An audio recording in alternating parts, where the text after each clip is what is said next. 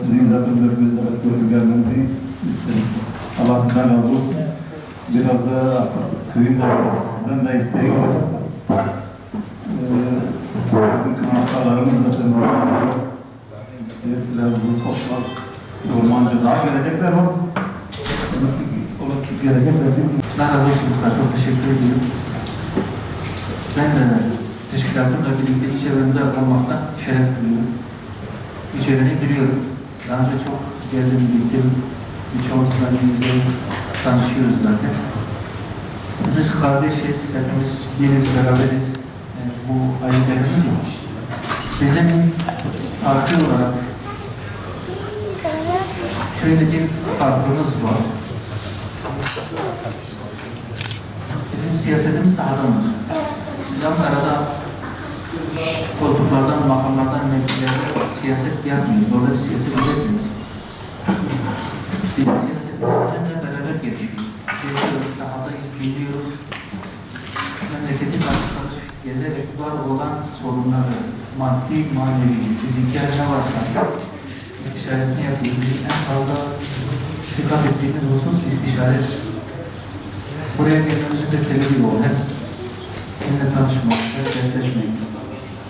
Hem kendimiz hakkında birkaç kelam etmek, az çok tartışıyoruz ama siyasetimizin ana hedefi konusunda birkaç şey söyledim. Daha çok sizin bizden beklentileriniz, talebiniz, yapmamızı istediğiniz şeyler konusunda daha çok sizi dinlemeye geliyoruz aslında. Sizin dinlerken, sizin taleplerinizi alırken sadece var olan köyün sorunları değil. Türkiye'de nasıl bir siyaset istiyorsunuz? Ne yapmasını istiyorsunuz? Nasıl olmasını istiyorsunuz? Tarzında biz biraz da fikir alışverişi, fikir müzakeresi yapmak istiyoruz. Bizim işimiz daha çok bu. Hepiniz de buraya hoş geldiniz. Beraber biraz hasbihal edeceğiz. Sayın Muhtarlarım da hoş gelmiş hepsi. Teşekkür ederim. Bizim makam, mevki, iş takipli, ihale, tanıklı doğrusu ne endişelerimiz var, ne taleplerimiz var, ne o tür amaçlarımız var. Bizim şimdiye kadar hep muzdarip olduğumuz şikayetlerimiz husus zaten bu. Türkiye'de siyaset kurumu genelde iş takipli, zenginlik, ihale peşinde korkma olarak tabir edilir. Siyasetçiler denilince Türkiye'de maalesef siz de biliyorsunuz genelde güvenilmeyen, emin olmayan, sözünde durmayan insanlar olarak bilinir. Biz bu siyasetten Allah'a sığınırız. Elbette bir şeylerimiz var. Aslında biz bunları da size açmak istedik. Evet, Türkiye'nin sorunları hepimizin sorunlarıdır. Bunları çözmek siyaset kurumunun vazifesidir. Fakat siyaset kurumunun vazifesi çok geniştir. Sadece maddi anlamdaki sorunlar değil, köylerin yolları falan değil, şehirlerin kalkınması, altyapısı falan değil. Bunların hepsi sorundur. Tamamlamamız gereken, ilgilenmemiz gereken, çözmemiz gereken sorunlardır. Ekonomik sorunlar öyle, hastalık, pandemi mesela öyle. Deprem, Allah esirgesin, Allah bir daha göstermesin, bir daha acılı yaşatmasın, öyle mesela. Hep birlikte kardeşlik içerisinde dayanışma içerisinde baş etmeniz, çözmeniz gereken sorunlar. Fakat bunların hepsi geçici sorunlardır. Bir yıl, 2 yıl süre bir şekilde aşarız. Ekonomik sıkıntılar, darlık, mala tekavül eden şeydir. Allah malı verir de alırlar. Bir müddet darlık çekeriz. Kimisi kazanma işi genelde siyaset kurumunda hakim olan anlayış. Muhalefet partilerinde de siz de biliyorsunuz, iyi olsun, doğru olsun, güzel olsun değil. Ben bunu düşüreyim, oluşmayan sorunlar. Gözlerden uzaklaştırılan toplumun ilgi duymasını istemediği, ifade edilmesinin istenmediği bazı sorunlar var.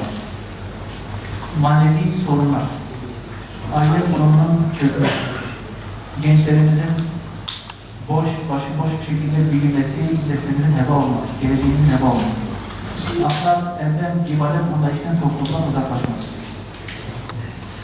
Söz kutucunun, günahın, kumarın, faizin, yolsuzluğun, usulsüzlüğün, gayrimeşru para kazanmanın yaygınlaşması. Köyde öğretmenleri okurdu. İşbirliği içerisinde köyde çocuklara yönelik bir çalışma yapalım. Çocukları camiye alıştıralım. Kur'an'ı okusunlar. Okul dersleri üzerinde dursunlar. Çocuklarımızın hem maddi hem manevi eğitimlerine biraz daha ağırlık vererek onları sosyal medyanın, internetin afetlerinden, tehlikelerinden koruyarak bu konuda bir çalışma yapalım.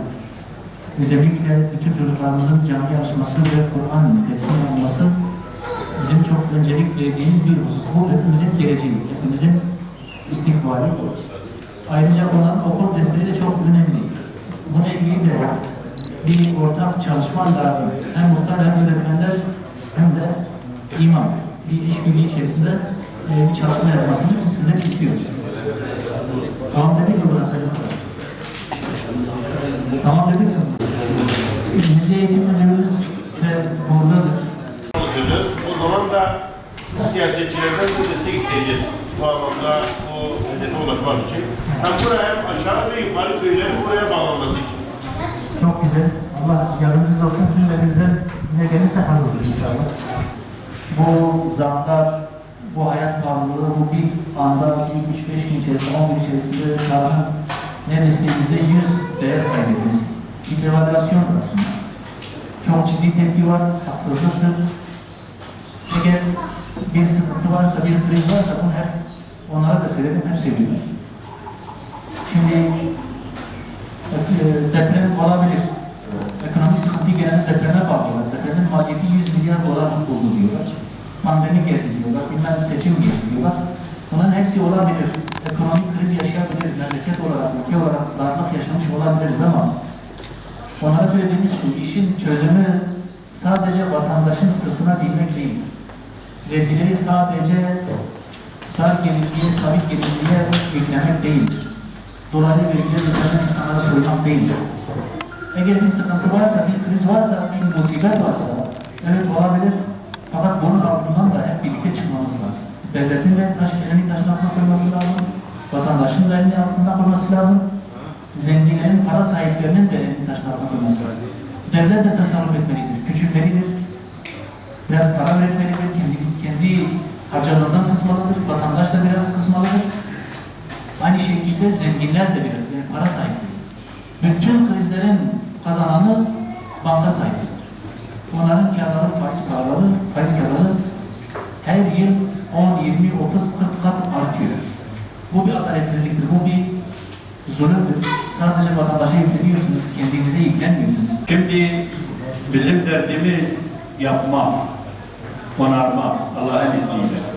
Ve bunların biliyorsunuz siyasette şahsi köy meseleleri gibi darılmak, kırılmak yok. Olayların üstüne gideceğiz. Tabii ki yılların kronikleşmiş meseleleri olabilir, sıkıntıları olabilir, ihtiyaçları olabilir. Ben burada siz değerli kardeşlerden bize iletilen talepleri kısaca böyle zikrederek, çünkü hani sizden de teyit aldıktan sonra ilgili kurumlarla, mercilerle inşallah yeri gelir Sayın Vekilimiz, yeri gelir biz, yeri gelir ilçedeki ilçe başkanımız. Bunları kim, nereye, ne gerekiyorsa onların inşallah takipçisi olacağız.